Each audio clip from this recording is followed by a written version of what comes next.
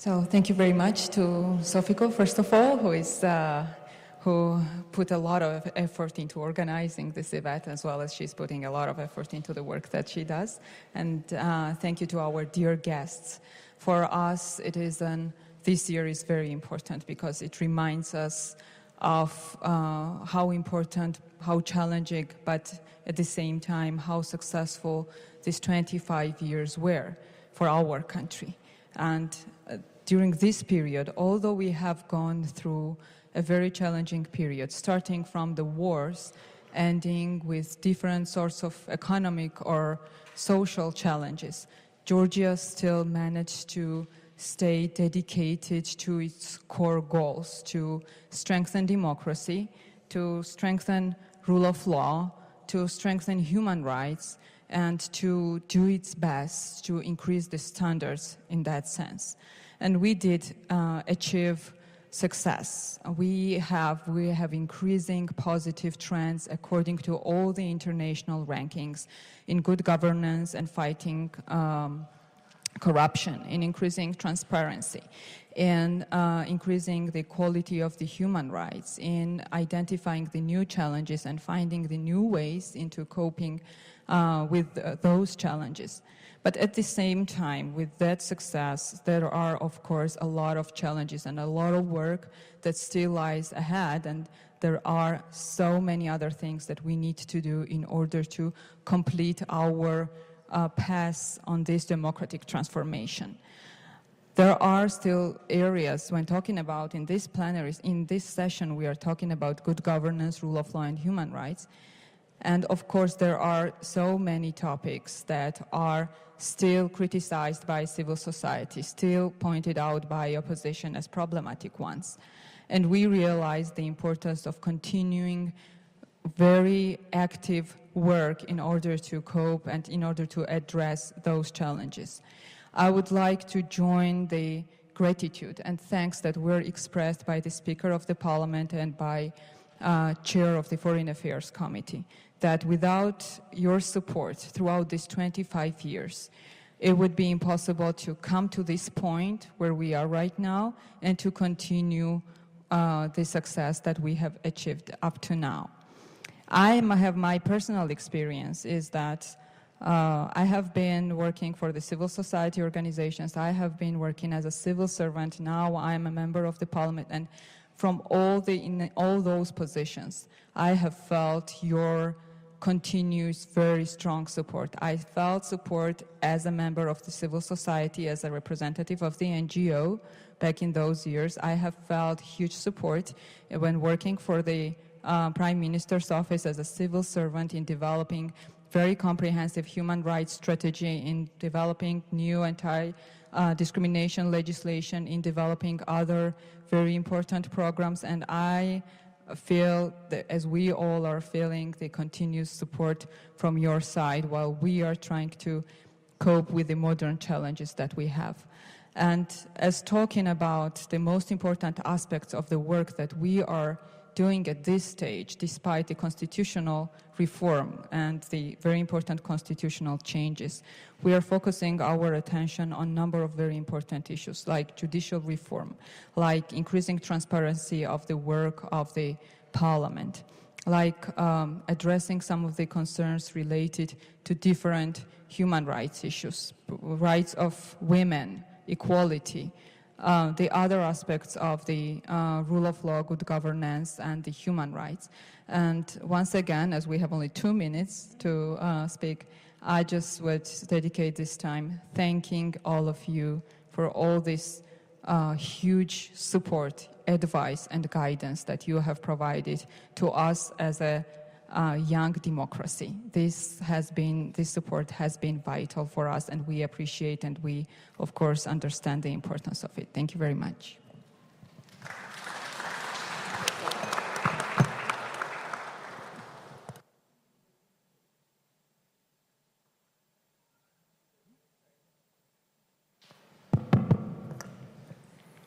Mr. Chair, Deputy Chair, ladies and gentlemen, Excellencies, of course, I'm very happy to be the first to address the auditorium here, talking about 25 years of bilateral relations with many countries, many European countries, including Austria. Preparing my speech, I was trying to take out a little bit what has to be, what kind of aspects can be covered on relation to human rights, rule of law, and so on. So we'll try to focus on that. As you know, 1 year ago, we opened the Austrian embassy in Georgia. This in itself was a symbolic step in order to demonstrate to Georgia that we believe in Georgia, we believe in the democratic development of Georgia, and above all, in Georgia belonging to Europe and in supporting Georgia's European way. I like the title of the conference, From Independence to Democracy, because independence is important, but democracy is the major humus, if you want, for a prosperous society, and therefore the Austrian government has, in the last 25 years, focused its attention in its different projects in supporting this development. Maybe if I can just highlight a couple of examples. Political cooperation.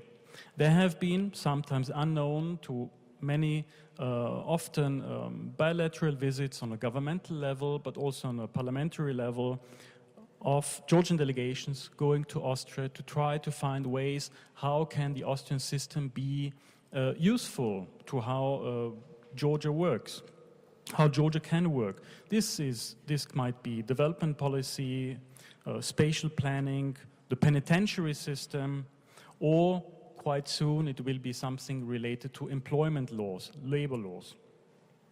Second, development cooperation. The last 20 years, Austria has spent about 80 million euro on development projects. Most of them, or much of them, was going to agriculture, forestry, regional development, but a lot also went to local development, to environmental protection. But as a horizontal area, always democracy and rule of law were the sediment of these projects.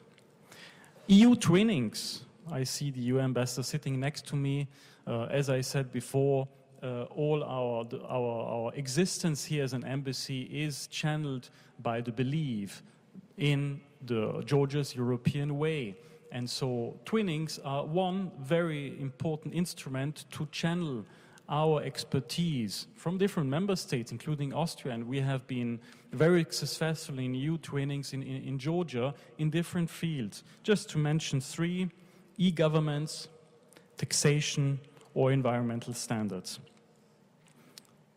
Fourth example, education and science. There are numerous collaborations, joint programs between universities. Actually, I counted them. There are over 20 universities between Georgia and Austria. They have an institutionalized and sometimes not so institutionalized form of cooperation. There are many projects for journalists, or schooling for children. But most of all, what I have seen while scrutinizing where these initiatives come from are always personalities that stand behind these projects, personal engagement, which are very important in our bilateral relations, I guess not only in ours. Last not least point, cultural cooperation. We call that a stepchild of bilateral cooperation because people don't see or don't want to realize how important culture is for person-to-person contact, in transmitting in our values and make each other successful and prosperous. My last words are that 140 years ago there was a very famous Austrian woman called Berta von Suttner. She won the Nobel Peace Prize in 1905, and she lived here in Tbilisi, in Zugdidi and Kutaisi for 10 years, and it was her formative years. Her experience from that time was never again war, and she was one of the founders of the peace movement. And why do I mention that? I mention it because 140 years ago, and a poor Austrian aristocrat left Paris and Vienna to come to Georgia. It just shows you that Georgia, 140 years ago, sometimes might have been closer mentally to Europe than in later times. At that time, by the way, we had two consulates in Georgia, in Batumi and in Tbilisi, and there was an Austrian shipping company, Lloyd, the Austrian Lloyd, that was going back and forth from Batumi to Trieste. We have done a lot in the last 25 years, and we are very proud about that, but we are very much looking forward, as part of the European circle, to continue our bilateral, fruitful relations. So thanks a lot for having invited me here, and on the next 25 years plus. Thank you.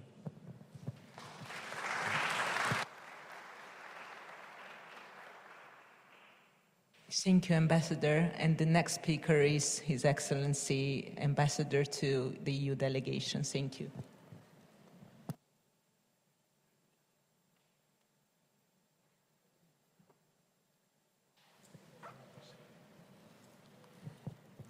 Mr. Speaker, Madam Deputy Speaker, members of Parliament, and dear colleagues, this is really an important occasion for all of us, included, to speak some minutes about decades, about the past, the present, and the future. Let me say that in the case of the European Union, it is not 25 years.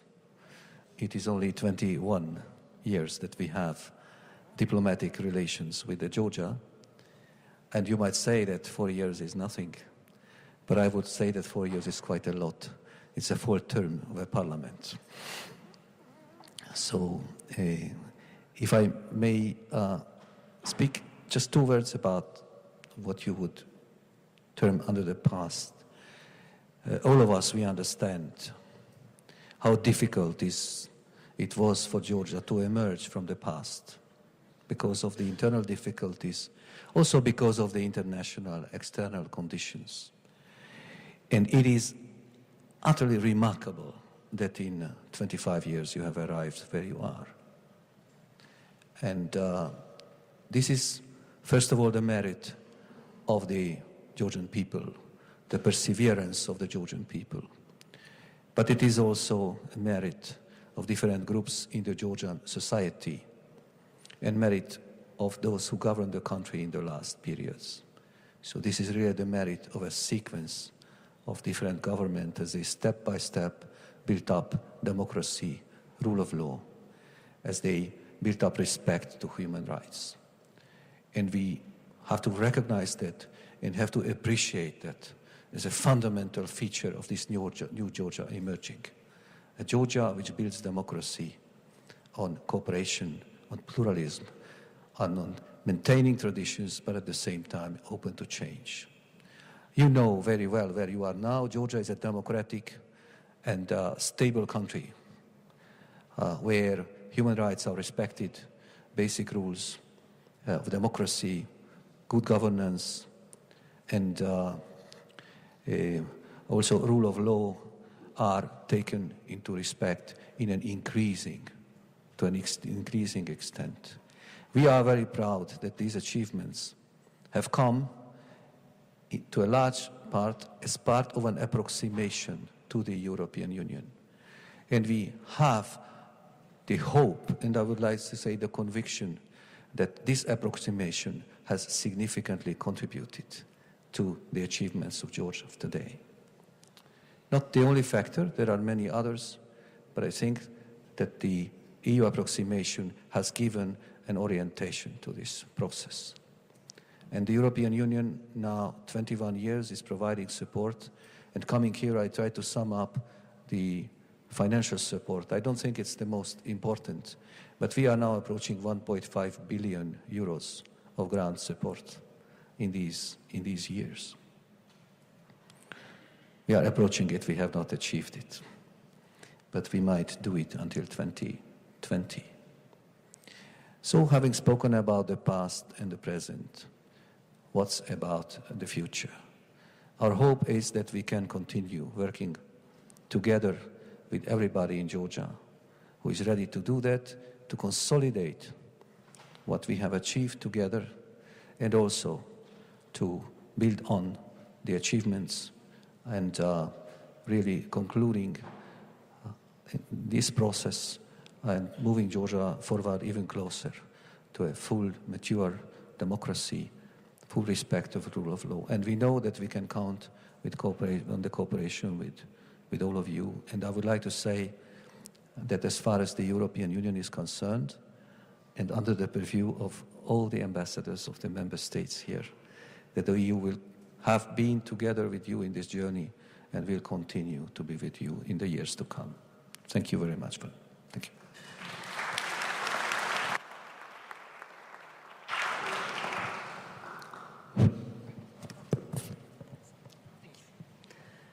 Mr. Speaker, Madam Chairperson, thank you very much for inviting me today to this distinguished panel, and congratulations to the Parliament for organizing this event today. Since we are guests of the Parliament, I would like to focus a little bit also on the parliamentarian relations between our countries. The 25 years of diplomatic relations include also relations with the Parliament, of course. For my country, for Germany, I am proud and I'm glad to say that we have established very close ties between the Bundestag and the Georgian Parliament. First of all, of course, on the level of parliamentarians. There's a very intense exchange of visits on all levels, commissions and friendship groups, but also on the level of administration. So we are very proud to support the administration of the Georgian Parliament to fulfill their duties vis-à-vis the parliamentarians. And we are very glad that the Bundestag invites every year also young Georgian postgraduate students for a 5 months stay in Germany.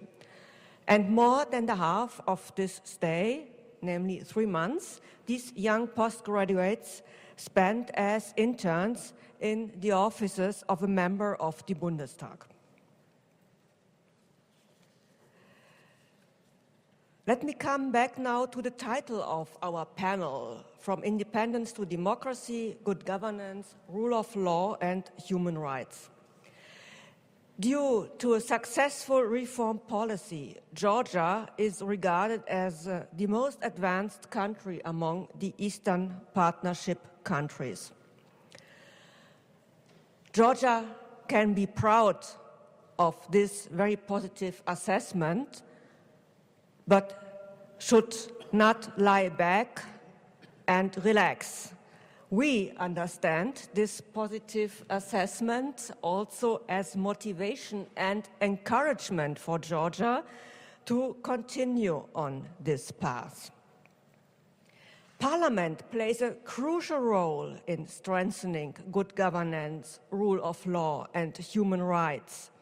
And we are very glad to hear, that a strong parliament is one pillar of the ongoing constitutional reform process. Strong parliament, of course, means, first of all, strong opposition and also party pluralism in the parliament to guarantee the necessary system of checks and balances.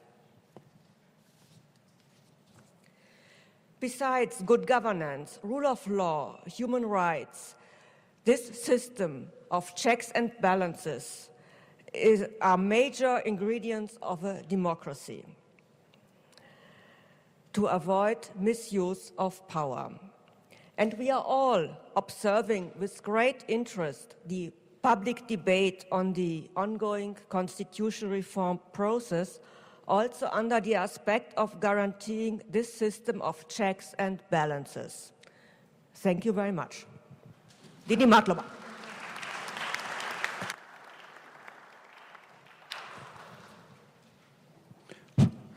Mr. Speaker, Madam Deputy Speaker, Sofiko, friends and colleagues, thank you for organizing this event, and we Latvians will make sure that it goes also into the next spring to celebrate 25 years of re-establishing of diplomatic relations. I will also speak about the title of the panel, so from independence to democracy. Those are the big words, and they deserve more attention. From history, we know very well that none of those things one can take for granted. In fact, in some situations, you can have one, but not the other. So we are among those who believe that it's better to have both of them, democracy and independence. Because democracy, we believe, is the best way to ensure your independence in the long term. So how do you ensure democracy in long term? Good governance, rule of law, human rights, those are the elements. They are not the only ones, but they are the core elements how to ensure democracy in the long run. In fact, democracy can be said is a civilizational choice. And it's a choice which is not made by declarations only. It's a choice which is made by everyday decisions and discussions, starting from our leaders in the capital and going down to every teacher and policeman in a faraway village. So in a way, one could say that it's an always ongoing process, a kind of a path or a road which never ends. You can walk that road on different speeds. You know that for every hesitation, you will need extra 2 energetic steps forward. You know that for every slip back, you will need extra 4 energetic steps forward. A road that often goes uphill and sometimes it twists and sometimes you lose orientation. Hiccups happen on that road, and we all have had hiccups on that road. No one is exception. Therefore, it's important that on that road, in fact, you are not alone. You have friends around you. Friends who can inspire and encourage you with an example, friends who can assist you and who can help you when it's necessary. We Latvians have been inspired by many friends who are also present here today, and assisted by many friends who are present also here today. And therefore, we are also happy to inspire and assist others. And we are happy to see Georgia along us on this road. I will not bore you with a long list of particularities of Latvian and Georgian cooperation through these years, but we are happy to inspire Georgia and to assist Georgia, and we are happy to be inspired by Georgia and to be assisted by Georgia for many years. And this is a principle which is important today here. And therefore, I would like to thank, on behalf of my country, Georgia, for being with us on this road, and I look forward for being together on this road for years to come. Thank you. Thank you very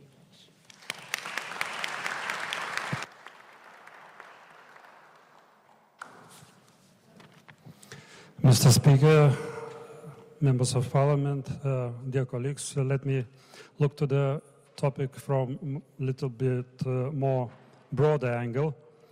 So Georgia takes a very special role in the Lithuanian foreign policy in the hearts of Lithuanians.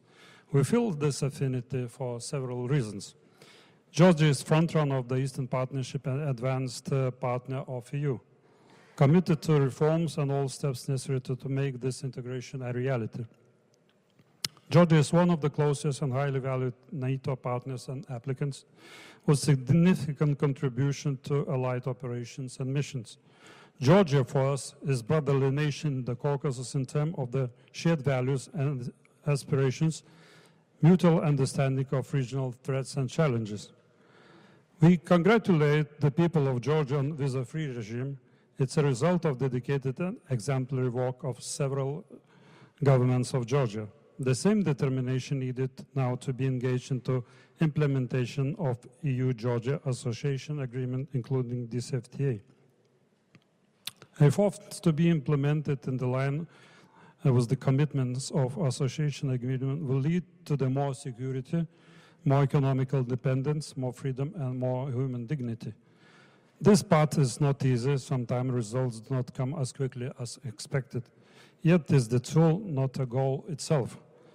It will modernize your governance, improve trust between the state and society, help diversify trade, develop energy and transport interconnections. It will strengthen your state, your independence, and increase resilience of your society. Follow your aspiration, keep your determination. Do not slow down reforms, and we will see Georgia as proud member of the European and Euro-Atlantic family sooner or later.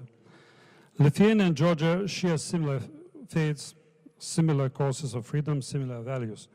Our nations maintain particularly friendly and warm relations. Our lands share similar historical experience. Lithuania continues consistently to support Georgia on its European and Euro-Atlantic paths. Let me assure that Lithuania remains your strong and committed ally. Thank you very much.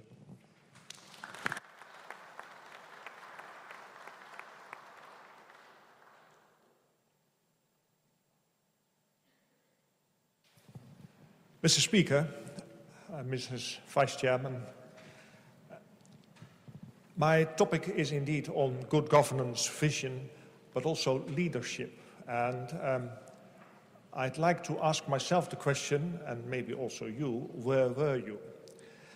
Most people remember where they were when the Berlin Wall fell down.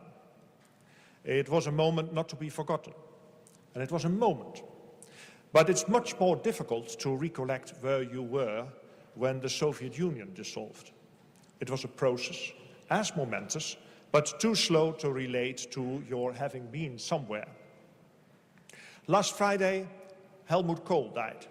And having been posted in Germany, I remember him as a not so impressive leader of the opposition in Germany, but as a giant Bundeskanzler.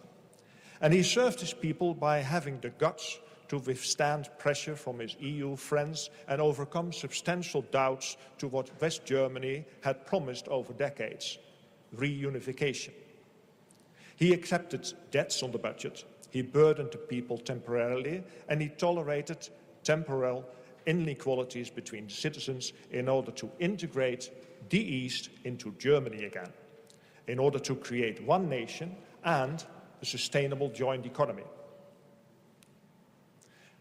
Another player in those days, Boris Yeltsin, died 10 years ago. He took the initiative to dissolve the Soviet Union. He used the opportunity, used a weak moment of Kohl's French friend and partner, Mikhail Gorbachev, and Yeltsin let constituting republics go, also enabling Georgia to regain its independence. On the home front, however, Yeltsin forgot to help his people, to reinvent Russia, to build a nationhood and a sustainable economy. He let an oppressive creature crumble, but was not able to help a creative state grow. His successor called the crumbling of the Soviet Union the greatest tragedy of the 20th century, and the rest we all know.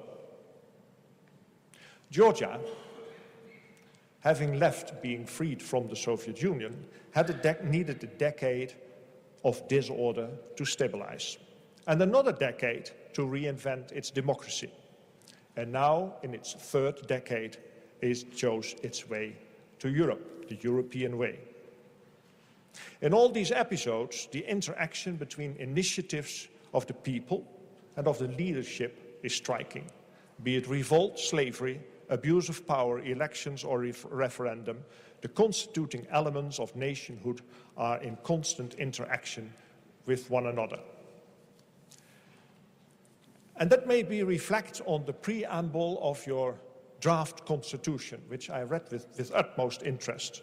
We, the citizens of Georgia, whose firm will it is to establish a democratic social order, economic freedom, a rule of law and a social state, to secure universally recognized human rights and freedoms, to enhance state independence and peaceful relations with other peoples, and then it goes on. But up till now we've had, let's say, universal values, although a rule of law to me is also puzzling. What means a rule of law, or is it rule of law in general? But then it goes on, making it more Georgian, so to speak, drawing inspiration from centuries-old traditions of statehood of the Georgian nation and the historical legal legacy of the Constitution of Georgia of 1921, proclaim the present constitution before God and the nation.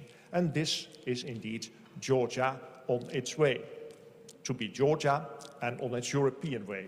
And it is an intriguing text. The debate about this draft constitution is in itself an essential element of Georgia coming to terms with the topic of this panel: good governance, rule of law, and human rights. Over the past months, the Constitutional Commission, composed in an inclusive process, has been debating over all the essential elements based on your tradition, culture, values, and statehood. The debate sometimes was heated, as if in contradiction with the high objective. In a few days from now, Parliament, in fact tomorrow, Parliament will start its formal debate, hopefully leading to a formal adoption, maybe after being amended on agreed aspects. And as the representative of the Kingdom of the Netherlands, should I say jokingly, the constitutional kingdom of the Netherlands, I congratulate Georgia with 26 years of independence regained, with 25 years of diplomatic relations, and with its ambitions expressed. And then I come back to my question: where were you? Well, ladies and gentlemen, we were side by side with you. Together with my predecessors and staff, I'm proud that we as a people and an embassy were allowed to contribute to your coming of age.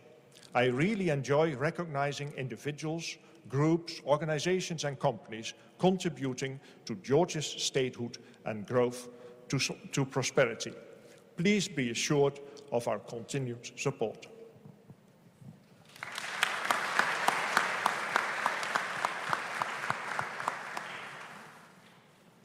Mr. Speaker and dear friends, thank you for organizing this opportunity to reflect a bit on the past 25 years.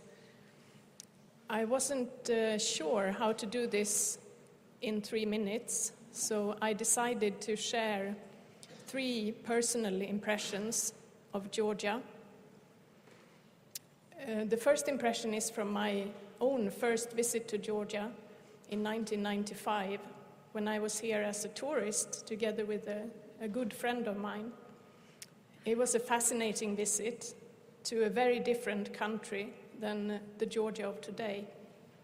We were celebrating New Year's Eve in Tbilisi, and I remember a great New Year's party and a quite dark and cold city because there were serious problems with electricity and heating.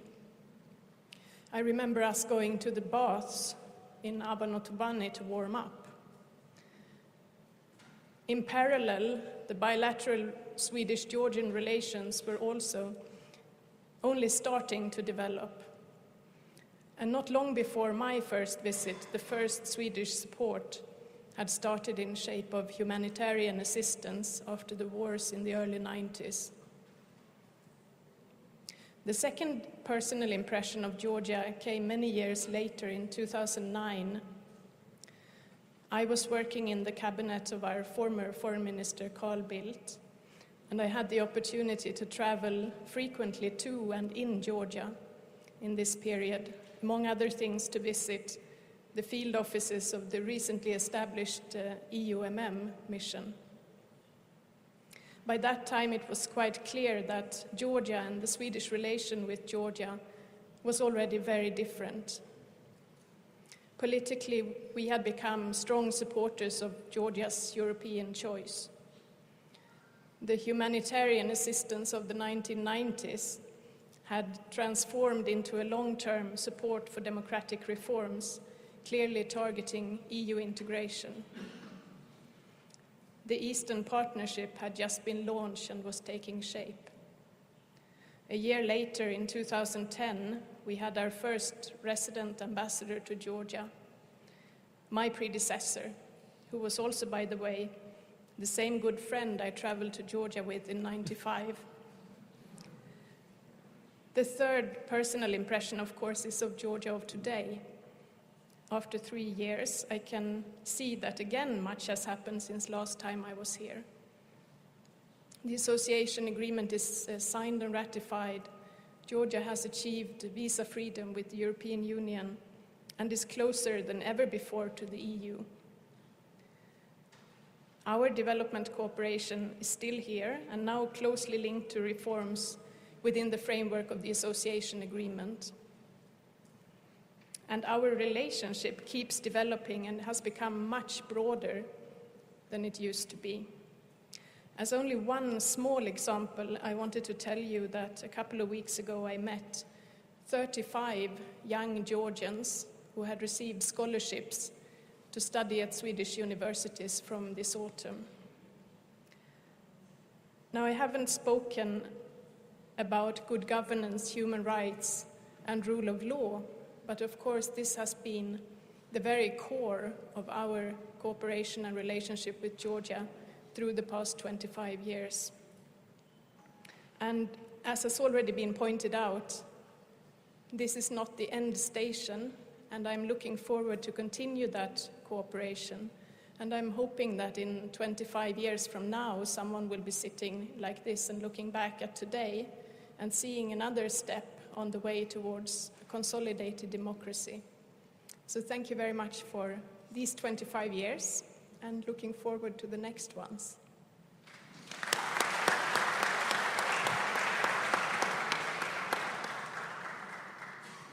Well, like my colleagues, I want to thank the Speaker, Deputy Speaker, your parliamentary colleagues from the opposition for organizing this very important forum. It is, I think it's always an honor to be an ambassador representing your country, but I feel it's a particular honor to represent my country here in Georgia. We have a real partnership with Georgia that's been forged.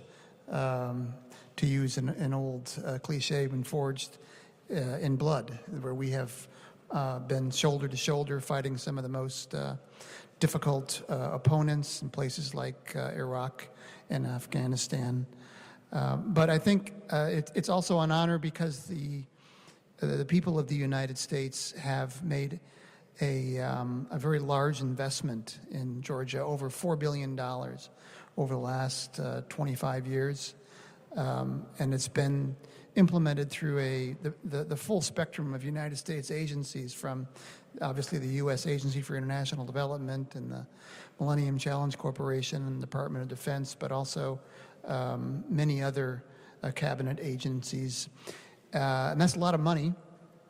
And the United States has done it not just because we're nice people and altruistic. We are altruistic, but we do it because it is to defend and protect a very important principle, and that's the principle of the freedom of all countries to choose your own relationships, to choose your own security arrangements, and to choose your own form of government.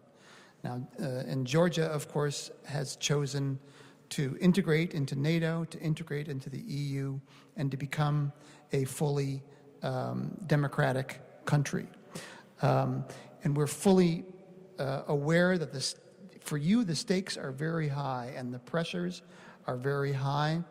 You have a neighbor who, quite frankly, talks a lot about the respect for sovereignty, but does not respect your sovereignty, does not think you're a sovereign nation, does not think you have the right to choose your own security arrangements. In other words, to join NATO. So that's why we made this tremendous investment, and we'll continue to support your sovereign choices.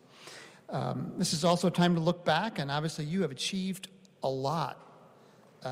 You have achieved extraordinary things in the face of very strong headwinds, I think, in your region. And I don't need to name those challenges. So looking back, you've achieved a lot. Looking forward, moving towards democracy, I would say that it's time for Georgia to move from the establishment of legal frameworks and democratic institutions to developing truly independent institutions of government. And I say that, I think, partially because Americans now are beginning to realize just how important the idea of separate but equal branches of government are. I would say that This is something you're going to have to do. You're going to have to work together to ensure that Parliament fulfills its role of true oversight, to check the powers of the executive, of inculcating within the judiciary a true sense of independence, where a judge many, many miles away from the Capitol can issue a ruling and stop the power of the executive. I think you probably know what I have in mind when I say that, but this is, I think, what you really need to aspire to, is separate but equal, separate and equally powerful branches of government. But I want to assure you that the United States of America, because we recognize what you're up against and we want you to succeed, that we will stand with you going forward. Thank you.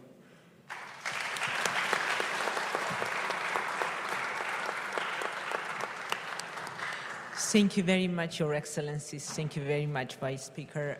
Before we sum up this panel, Chargé d'Affaires of Spain would like to say a few words in this panel, please. Hello.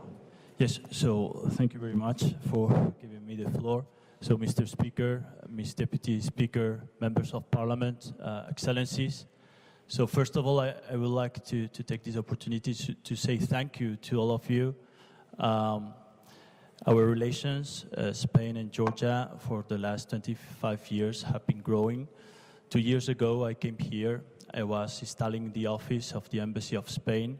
It was very easy, thanks to Georgia, because everything was made really very easy, and I have only good words.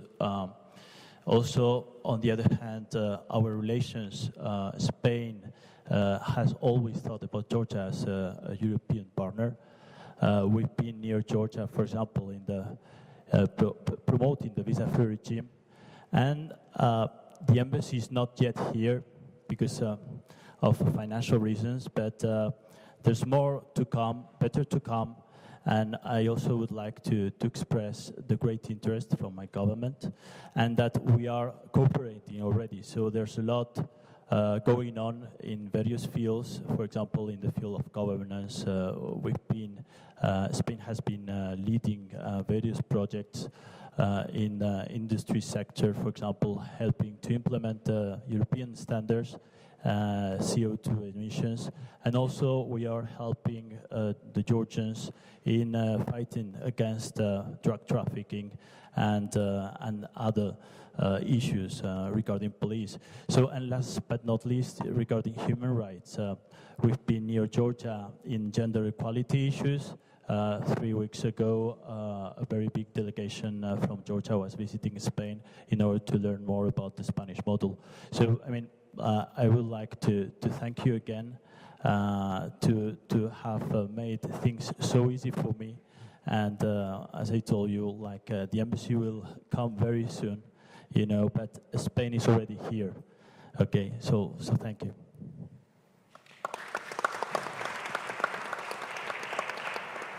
Thank you again very much. I wish we had more time to follow up on all these very interesting and engaging speeches, but we do not have that much time, and this event is precisely about that, to symbolically recognize our very successful bilateral ties.